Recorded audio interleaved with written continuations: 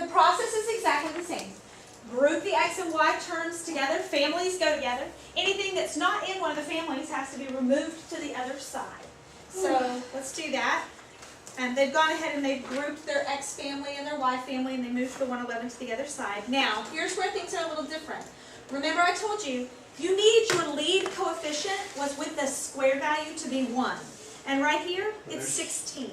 That's stupid. So I'm going to factor out 16, and that would leave me x squared minus 4x inside. I have to do the same thing for my y family. It has a 25 with a y squared, and I need it to be 1. So I factor out 25, and I get 6y. Doesn't yours dividing them? You're just, yeah. Now, you are dividing, but you've got to leave them in the front, and it'll all make sense here in just a minute. All right, so now I'm going to go ahead and complete the square just like I was doing before. So I take my b value, which is negative 4, half it, which is negative 2, square it, which is positive 4. And I put that in the parentheses. Now, when you go to add it to the other side, it isn't just a 4. It's 16 times 4. What? That 16 is in the front. So I'm actually going to add 64. And this, when I get my b value is 6, half it and get 3, square it and get 9. But it's not just 9 that you have to add to the other side. It's 25 times 9. 225.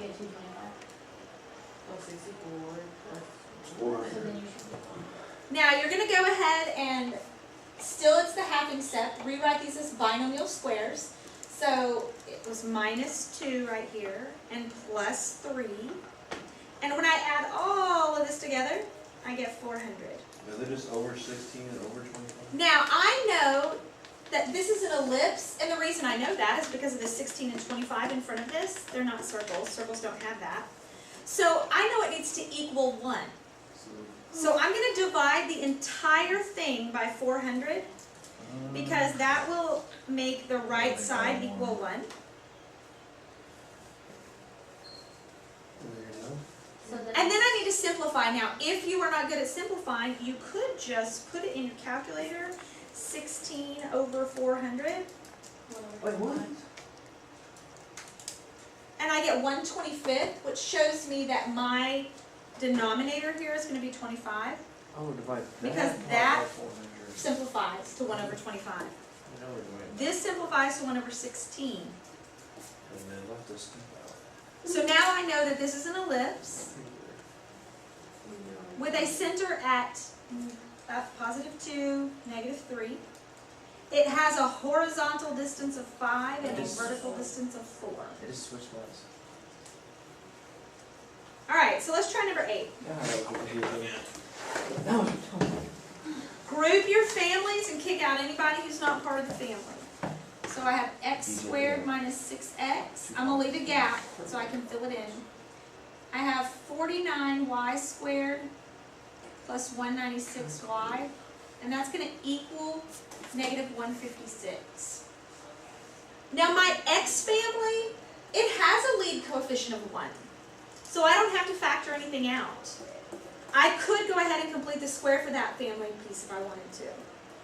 But my y family, it has a lead coefficient of 49, and I need to factor that out. So I factor out 49, and it leaves me y squared plus 4y. I'm going to go ahead and complete the square of my x family. Half of negative 6 is 3. Square it, you get 9. I can go ahead and add 9 to the other side because there is nothing in front of my x family. So I can go ahead and rewrite it as a binomial square, x minus 3 squared. Alright, I'm going to complete the square for my y family. Half of 4 is 2. 2 squared is 4. I'm going to add that here, but I also have to add it to the other side, but it's not just 4. It's 49 times 4. Oh,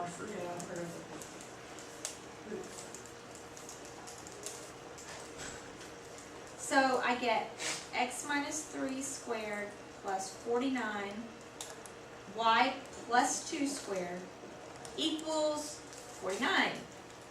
When I added all this together, I had negative 156 plus 9 plus 49 times 4. And this is what I got. So, divide by 49 because I need it to equal 1.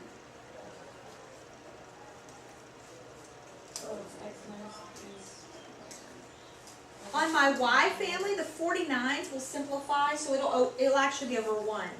So this is an ellipse again, because it doesn't have any negative terms. Center point of 3, negative 2. A value of 7, B value of 1. Everybody okay? Yes. All right. So let's get number 9. I'm going to guess number 9 is a hyperbola, because we haven't done one yet. So, looking at number 9, let's group our families. 9x squared plus 90x, and, oh, there it is, negative 4y squared plus 8y. I've got a negative y term, so this is going to be a hyperbola. My 185 gets moved to the other side, so it's negative 185. All right, so my x family, I have to factor out 9. So I get x squared plus 10x, I'm going to leave a gap.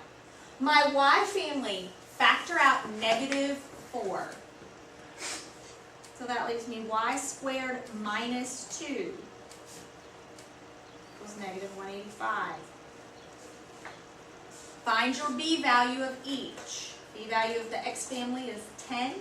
Half it, get 5. Square it, that's 25. Make sure when you add it to the other side that it's 9 times 25. Now careful right here. My b value is negative 2. Half it, get negative 1. Square it, you get positive 1. When you add it to the other side, it is negative 4 times 1, because this is negative. So I'm actually going to end up subtracting 4 from the right-hand side. Now I'm going to rewrite this as a binomial square. Still has the 9 in front. X plus 5 squared minus 4 y minus 1 squared equals, now I'm going to plug that in my calculator, negative 185 plus 9 times 25 minus 4 times 1. I got 36. Now I'm going to divide by 36 in order to get a 1 on the right-hand side.